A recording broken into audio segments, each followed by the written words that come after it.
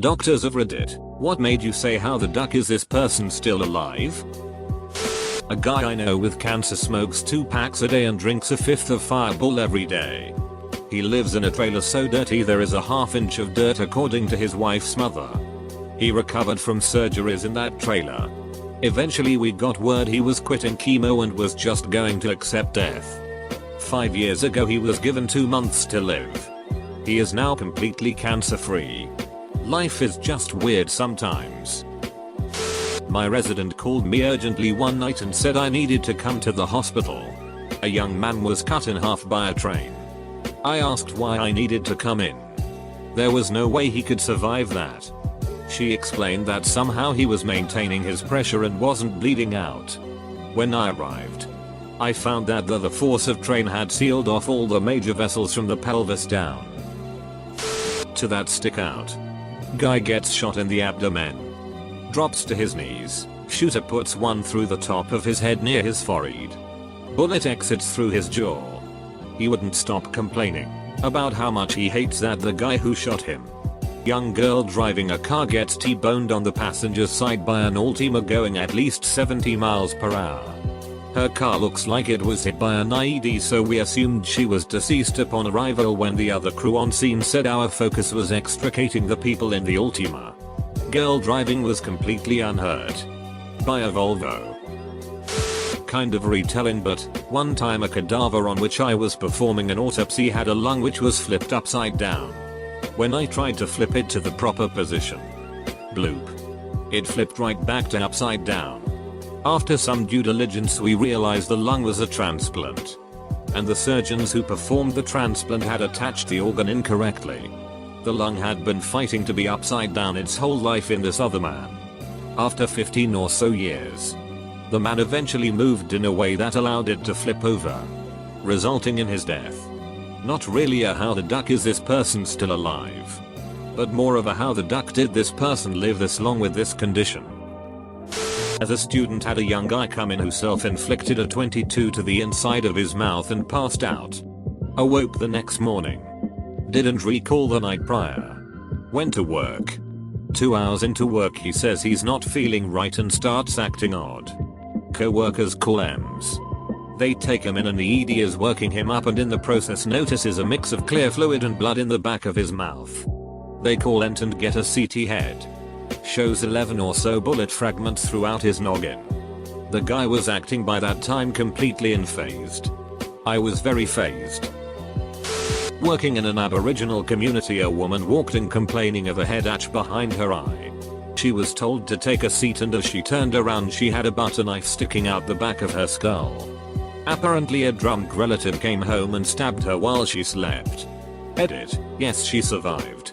Was flown back to Townsville for imaging. Then on to Brisbane for surgery.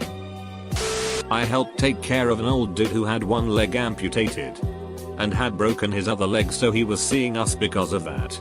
He was on oxygen and not being very compliant with using his wheelchair. We were talking with him and he was getting really argumentative. How am I supposed to chop wood in a wheelchair was what he kept demanding. When asked how he was chopping wood with one leg in the first place, he responded that he'd crawl into the woods and hop up to chop the wood. This was even more concerning. When the doctor asked how he was carrying his axe, oxygen, and the wood he chopped, he looked him straight in the eye and said, "I carry em on my back." Not sure if he was serious, but he was pretty dang grizzled and looked like he may have been crawling through the woods.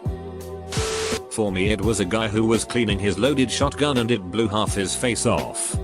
Jaw and all. He was actually pretty good from the mid-nose up. The thing that surprised me is how good of shape he was in afterwards. He didn't even go to the ICU, we just admitted him to the med-surg floor. He was up communicating via whiteboard within a few hours and was adamant that he did not try to heal himself. Got a psych consult anyway, but they agreed. Another inch dorsal with a barrel of that gum and he would have been done for. You know those big 16-18 inch kitchen knives that everyone has. Had a lady come in with one sticking sideways out of her neck, handle on the left side and top sticking out the right. She went to war, where they removed the knife in one of the most tense, as whole clenched moments in history, minimal bleeding. Apparently the knife split right between her major blood vessels and airway. Was lying right against them. Didn't scratch him. Absolutely incredible. Infantry guy in Afghanistan in 2009. Some old guy came up to us in a bazaar and asked us to give him a ride to a city. His arm was wrapped up. We said no, since we don't exactly do that. He unwrapped his arm. His hand wrist was missing and his two arm bones were exposed and white. Everything else was green and black. I have no idea how he was alive, much less up and walking around. Work in a hospital. A guy showed up who had burst a tire going 180 km per hour and flipped his car multiple times. His car was a write-off. The only injuries he got were a few scratches and a bruise. Edit. Thanks for internet points. No, I don't know what car he was driving. I'm not a doctor, but I was diagnosed with Addison's at age 13 or so. Was just generally feeling lethargic. Vomiting. Dizzy. Mom calls the hospital with symptoms and they said if I had all three at the same time to come in to be safe. Orderly or whatever checks my pulse in the lobby. 30/15. He laughs, well this one's broken, and gets another machine. 30/15 wait. What? Calls a doctor. They double check it and run me to the ER for fluids. Again. Not a doctor here. But apparently that's not even high enough to have a pulse. They had no clue how I was walking, let alone conscious. But saw the numbers and after realizing it was accurate they freaked the hell out. And of course that freaked my mom out. Them telling my mom 30/15 is the BP of a dead person did not help. And then they said it's either autoimmune or cancer. My immune system apparently ate my adrenal glands. Now I'm on meds for life. Lucky me. On the bright side though, I never really have to worry about high blood pressure. My dad walked a mile to see a friend and tried to walk up the stairs. Couldn't get up one step. Walked back 1 mile to his office. Looked up who his doctor was, since he hadn't seen one in 20 years. And drove there. No appointment. DR. Hooks him up to an EKG. But it's fine. Tells him there's a cardiologist next door. It's the end of the day. They'll see him. Just in case. They hook him up to a blood pressure monitor while he's on a treadmill. The monitor is behind him. He can't see it. He starts walking. They set a countdown timer for 3 minutes. And about 30 seconds in, one of the nurses steps out of the room. My dad is watching the timer and it counts down to 0. He feels fine and figures he's going home, but the door opens and 2 ambulance attendants are wheeling in a gurney. While he was on the treadmill, his blood pressure dropped to 0. Then restarted. Then dropped to 0 again. The nurse who stepped out of the room dialed 911. They let him finish because they figured as soon as he stopped, the heart attack would start in earnest. Quadruple bypass later and he lived. But note, he said he never felt the same. Bypass is not a panacea. Apparently. Not a commonly used word.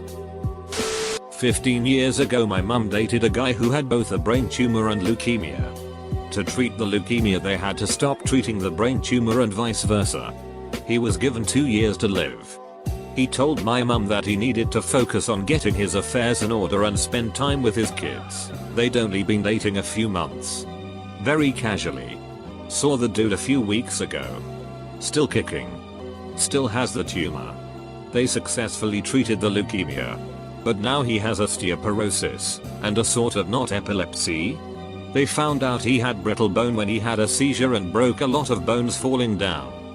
But he's just getting on with it. Couldn't kill the guy with an axe. Not a doctor, but firefighter. We had a 30-year-old male put a shotgun in his mouth pointing up to his nose, pull the trigger and survive. We show up, work him. He's breathing, but missing most of his face, and we transport him. He survives and we are all amazed. 3 months later he does it again. But a .22 to the temple, it bounced around and exited through his eye. He survives again. With some mental deficits and a glass eye. But still one of the craziest I've seen. Not a doctor but a student nurse. I had a patient come into the psych ward from the emergency department after he had cut off his own right arm from the elbow down with a ducking chainsaw. He only survived because he apparently had some kind of rare clotting disorder that prevented him from bleeding to death. He was severely schizophrenic and believed that his arm was going to grow back. Edit. I didn't expect this to blow up the way it did. I love this story because my dad was a psychiatrist. And I finally have something way weirder than any of the tales of his profession he ever told. Happy y'all found it as interesting as I did. A few years back my wife was doing clinicals at the local hospital while still in school and a guy came in with a blood sugar of 9. And he was totally conscious lucid. As a type 1 diabetic myself, I almost fell off my chair when I heard that. Another weird world of genetics post. Got a sample involving some kind of offbeat case where they wanted prenatal paternity testing plus analysis from my company without telling us anything about the patient in the background. As sort of a blind verification thing. The paternal test results strongly suggested that the prenatal sample appeared exclusively paternal. The fetus only had one set of autochromosomes. Humans have usually 2 sets. At this point we decided to stop referring to the prenatal thing as a fetus because genetically, this is generally incompatible with life. The answer, it was DNA from the products of molar pregnancy. Which I highly encourage no one to read more about, as it's pretty ducking creepy. Not a doctor. But March 2018 my father, who is a type 2 diabetic, ended up in the ER because of high blood sugar. Don't remember the exact number. But his blood sugar was over 1000. Handfuls of doctors and nurses told me that was easily the highest blood sugar reading they'd ever witnessed. They couldn't believe he was alive, or at least not in a diabetic coma. His blood was the consistency of syrup. My grandfather. He had one eye from a roofing nail that flew up and destroyed it. A large scar on his forehead from an axe head flying off and the blade side hitting him. Prostate cancer. And oh yeah, he was hit by a train in his truck and was in a body cast from his armpits down for almost a year in the 50s. He lived till 96. My wife treated a foreign student at the university she worked at who took some drug. I don't recall which. Thought he could fly. And jumped out a 3rd floor window, landing directly on his face. He went into a coma, and when they x-rayed him, or some other scan, they found he'd aspirated all of his teeth. It took days to figure out who he was and over a week to contact his family. Geneticist here. A healthcare company in our field sent us a sample for genetic testing of a certain gene. The paperwork said the patient was 35 male. We found a mutation in the gene of interest which was squarely in the category of this person shouldn't be alive. This is a prenatally lethal disorder. Also we noticed the sample had no Y chromosome marker. Facipin. The provider had put the patient label on the wrong sample before mailing it to us. This shit happens way too much at some companies. Not a doctor but worked 7 years in an inpatient psych ward.